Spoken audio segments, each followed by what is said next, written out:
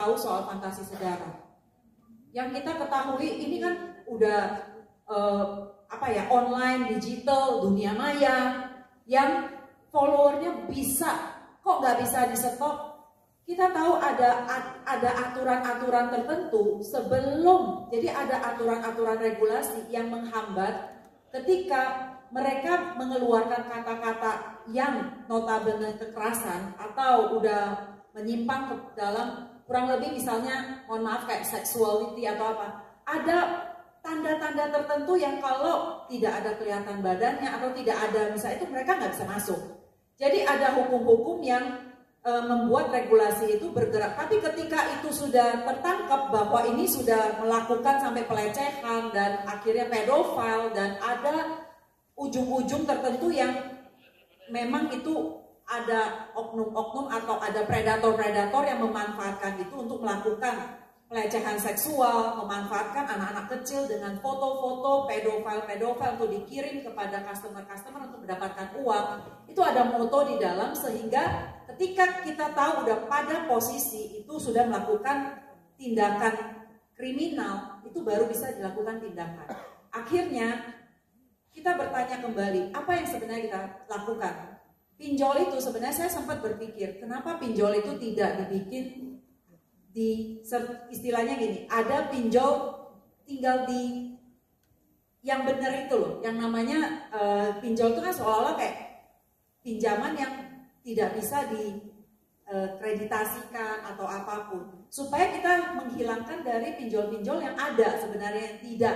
Karena basically balik lagi, apa sih yang menjadi permasalahan?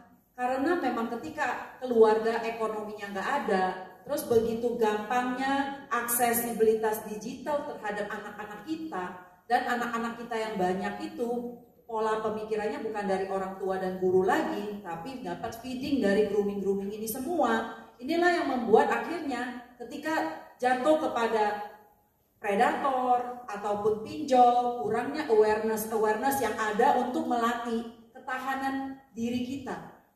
Makanya seneng banget ada kawan puan ini yang sebenarnya dari best practice, dari bottom up, yang sebagai contoh bisa menghasilkan mengolah kasus-kasus yang ada supaya ini menjadi teman. Balik lagi, senang banget lihat kamu tidak sendiri. Kami negara hadir, negara peka sekarang, negara mau berjuang, tapi tetap kita butuh regulasi yang harus kita bentuk. Ketika ada seperti ini, kita bisa, itu mesti ditunjukkan ketika udah dicolong uangnya. Kemarin ada teman juga satu yang masuk ke dalam grooming, bukan grooming ya, jadi pinjaman, undangan, tiba-tiba ada apa, tiba-tiba udah masuk ke dalam, ketika kita buka undangan itu, uang sudah hilang. Nah, bisa dilacak nggak? Bisa, pakai geo titik dengan polisi, koordinasi. Tapi sudah telat,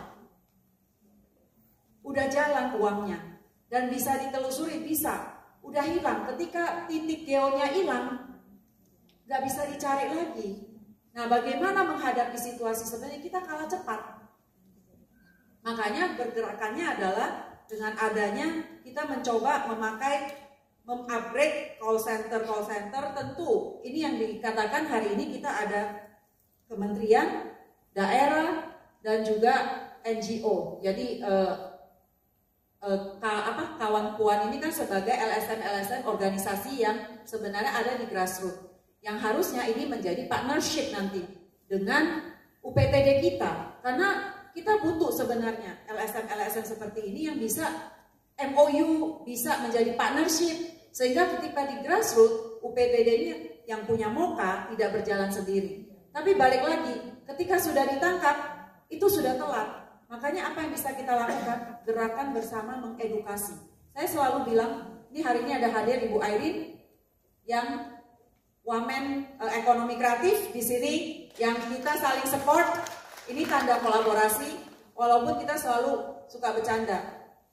You trap me, I trap you. Tapi sebenarnya trapping yang bersama-sama berkolaborasi untuk bersama. Nah, hari ini Ibu Airin ini mencoba bagaimana mencari hidden gem yang ada, ekonomi kreatif kita dikembangkan, komunitas positif, memberikan platform, ruang bersama Indonesia yang kalau di Jakarta, RPTRA, ruang publik terpadu ramah anak, yang menjadi tempat, sebenarnya tempat-tempat pelaporan-pelaporan itu nanti bisa di sana yang tadi diaktifkan beberapa, supaya ketika perempuan kayak di Taman Ismail Marzuki, bagaimana kita mengaktifkan tempat-tempat untuk pelaporan khususnya berperspektif perempuan dan anak.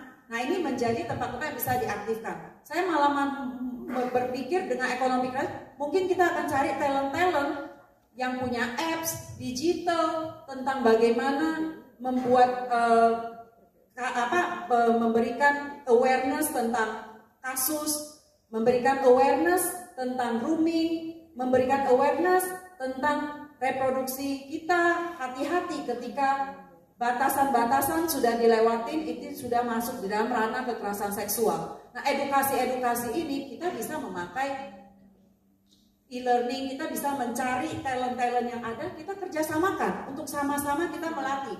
Banyak banget, saya yakin di sini di antara kita pasti punya modul-modul yang dari grassroots-nya memang punya hati sudah untuk melakukan pendidikan, edukasi. Nah, kita tinggal mencari hidden gem yang aktivasikan anak-anak muda kita yang sudah punya hati untuk merubah, untuk mendidik. Nah, ini bagaimana kita jadikan ini menjadi sebuah integrasi sistem. Nah, ini sedang kita bangun juga. Mungkin kita tiap bulan sekali ya, Bu Erin, dengan ekonomi kreatif mencari hidden gem di dalam UKM-nya lah, atau kreatif-kreatif, anak-anak muda yang talent.